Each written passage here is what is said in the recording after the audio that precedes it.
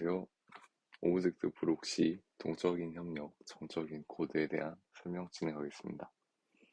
원래 브록에 A랑 B가 있긴 해요. 근데 이제 C의 내용이 가장 페이지가 적어서 개인적인 이유로 C를 먼저 진행하게 되었습니다. 자, 우리는 객체지향 프로그래밍 언어를 언제 사용할까요? 객체의 움직임과 변화를 표현하기 위해 우리는 객체지향 프로그래밍 언어를 사용합니다. 자, 그러면 거기서 더 알아보도록 할게요. 프로그래밍을 사용하기 위해 사용하는 텍스트라는 표현 도구가 있죠. 근데 해당 텍스트라는 표현 도구는 정적입니다. 정적이 무엇이냐? 프로그램은 일단 작성되고 나면 프로그래머가 직접 손을 대기 전까지는 변하지 않는 거죠. 그리고 해당 코드 작성을 텍스트로 하고 텍스트의 표현 도구가 정적이다라는 것을 알 수 있습니다. 자, 그러면 이 문장을 왜 적었을까요? 어떤 문제가 있길래 해당 내용이 문제가 있다라고 적었을까요? 이제 한번 알아보겠습니다. 객체는 동적이고 프로그램은 정적이에요. 객체는 시간에 따라 다른 객체와 협력하며 계속해서 변화합니다. 프로그램은 고정된 텍스트, 정적인 표현 도구를 이용해서 형식 안에 갇혀 있으면서도 객체의 모든 변화 가능성을 담아야 합니다. 자, 여기서부터 말이 좀 이상하죠. 정적인 표현 도구를 이용해서 동적인 객체의 모든 변화 가능성을 담아야 된다. 라는 해당 좀 어울리지 않는 내용이 나왔습니다. 자, 그러면 프로그래머는 이러한 반대되는 두 가지 방식을 어떻게 해서 만들어야 될까요? 프로그래머는 두 가지 모델을 동시에 마음속에 그려야 합니다. 첫 번째는 프로그램 실행 구조를 표현하는 움직이는 모델, 동적 모델이라고 하죠. 두 번째는 코드의 구조를 담는 고정된 모델, 정적 모델이라고 합니다. 동적 모델은 객체와 협력으로 구성되어 있고 정적 모델은 타입과 관계로 구성되어 있어요. 해당 두 가지 모델을 프로그래머가 동시에 마음속에 그려야 되는 거죠. 자, 객체 지향 프로그래밍에서 정적 모델이라 하면은 저희는 클래스로 구성된 모델을 의미하죠. 개발자는 클래스를 작성해서 프로그램을 만들잖아요. 이거는 객체지향 프로그래밍 언어를 사용하는 개발자들은 이제 클래스를 작성해서 프로그램을 만드는데, 그러면 텍스트 형식으로 된 표현 도구를 가진 그걸로 작성된 클래스를 만드는 정적 모델이 더 중요한 게 아닐까 하는 의문이 생기게 됩니다. 자, 거기에 대한 답변은 아니다인데요. 정적 모델은 동적 모델에 의해 주도돼야 하고 동적 모델이라는 토대 위에 세워져야 합니다. 정적 모델이라는 텍스트라는 표현 도구는 뭐 어떻게라든 구현이 될 수 있겠죠. 뭐 각 객체의 관계나 협력에 대해 생각하지 않아도 코드는 작성할 수 있습니다. 뭐 그 결과로 절차지향적인 코드를 나올 수도 있겠죠. 뭐 그러한 코드를 만들 수 있지만 동적 모델이라 하면 객체와 협력에 대해 생각하면서 그러한 방식을 고려하면서 만들 때 더 좋은 프로그램, 더 사용자가 편한 프로그램을 만들 수 있다. 유지보수가 좋은 프로그램을 만들 수 있다는 것입니다. 자, 동적 모델이 중요하다. 방금 설명한 내용인데 변경에 대해 고려. 그쵸? 유지보수가 편한 변경에 대해 고려해야 되고, 이러한 설계가 필요한 이유는 변경에 수용할 수 있는 코드를 만들기 위함입니다. 자, 변경이 굉장히 강조되고 있는데 변경은 어떤 것일까? 단순하다. 이 개발자가 무조건 뭐 복잡한 로직을 이용해서 구현을 해야 되는 게 아니에요. 그렇죠? 개발자들은 서로 이제 의사소통을 하면서 코드로 의사소통한다고 저는 배웠기 때문에 남이 이해할 수 있는 코드를 만드는 게 더 중요하다라고 들었습니다. 단순하고 보기 단순하고 결합도가 낮으며 중복 코드가 없어야 이제 변경을 수용할 수 있는 변경이라는 단어에 걸맞는 그러한 코드가 되게 되겠죠. 되게 죠. 자, 그러면 예시를 통해 한번 행동이 코드를 결정한다는 것을 알아봅시다. 제가 들고 온 예시는 펭귄과 새예요. 코드 중심 설계, 그러니까 텍스트 표현 도구를 집중적으로 생각하고 그런 코드에 맞게, 개념에 맞게 생각을 한다면 새와 펭귄은 이렇게 상속 관계를 가지게 될 수 있습니다. 왜냐면 이제 펭귄도 새의 종류 중 하나잖아요. 이게 일반적인 관점으로 보면 코드 중심 설계를 보면 해당 도메인 설계는 전혀 이상하지가 않습니다. 자, 근데 행동 중심 설계에 대해 생각을 해보면 어떻게 될까요? 저희는 이제 행위라는 거에 초점을 맞추잖아요. 어떤 객체는 어떤 역할을 수행할 수 있어야 합니다. 자, 그런데 새가 가지고 있는 날 수 있다라는 기능이 있다고 쳐볼게요. 자, 그러면 펭귄도 그 날 수 있다라는 기능을 구현할 수 있을까요? 해당 행동에 대한 책임을 질 수 있을까요? 정답은 아니겠죠. 자, 그러면 거기에서 행동 중심에 맞게 날 수 있는 거고, 날 수 없는 이라는 중간 인터페이스를 새로 만들게 된다면 어떻게 될까요? 펭귄은 날 수 없는 이라는 인터페이스를 구현함으로써 행동에 초점을 맞춘 행동에 집중을 한 설계에 적합한 구현을 할 수 있게 됩니다. 자, 이렇게 새와 펭귄이라는 중간에 이러한 두 개의 이질적인 인터페이스 내용이 들어가면 실세계의 개념에서는 굉장히 어색하죠. 이렇게 이상한 이름의 클래스를 추가하더라도 객체의 행동에 초점을 두고 설계를 진행해야 되는 게 객체 지향 프로그래밍 언어로 구현을 하는 개발자들의 숙명이 아닐까 어, 개인적으로 생각합니다. 자, 그리고 두 번째 주제로 가볼게요. 도메인 모델이라는 주제인데요. 도메인, 모델, 도메인 모델 세 가지 개념에 대해 한번 알아봅시다. 도메인은 사용자가 프로그램을 사용하는 대상 영역이에요. 이제 고객들이 뭐 야놀자 프로그램을 사용할 때 사용하는 뭐 레저, 펜션, 뭐 교통 여러 가지 영역이 겠죠. 리뷰, 포인트 이러한 영역들을 모두 도메인이라고 하고 있습니다. 자, 모델은 뭘까요? 지식을 선택적으로 단순화하고 의식적으로 구조화한 형태.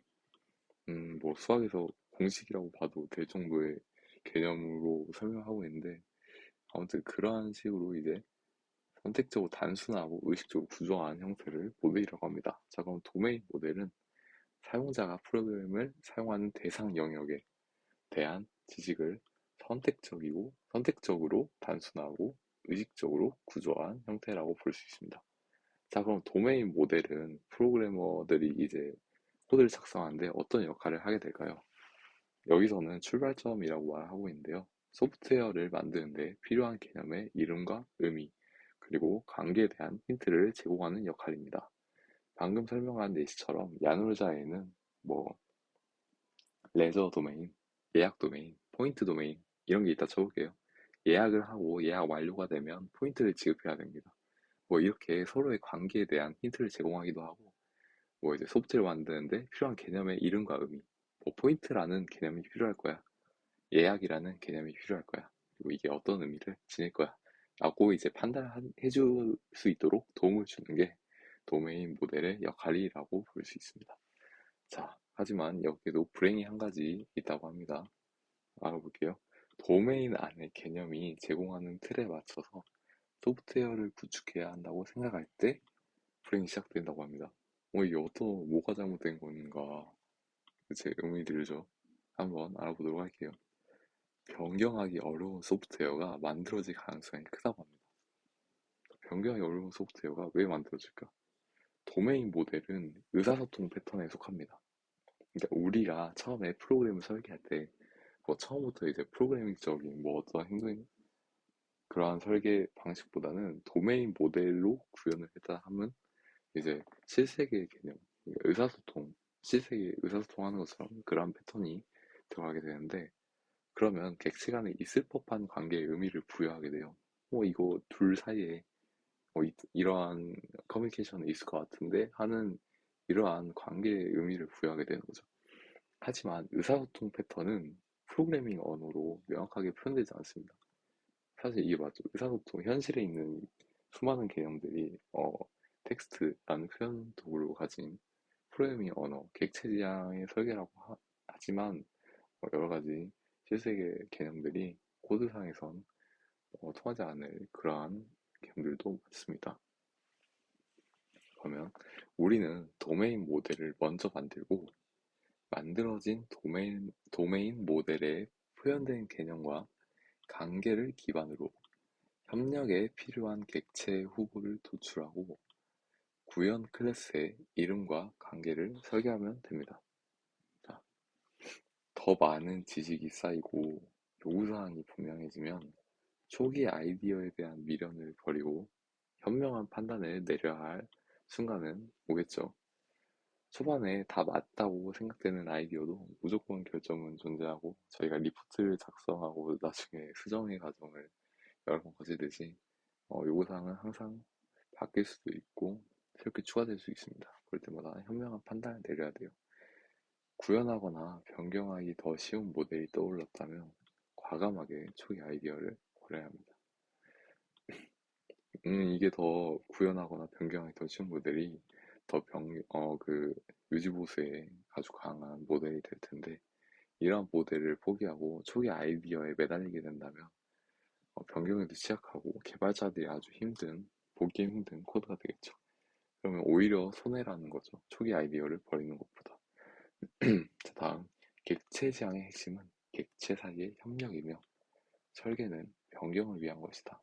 이거는 아주 맞는 말이네요. 자, 세 번째 주제 알아볼게요. 분석 모델, 설계 모델, 그리고 구현 모델.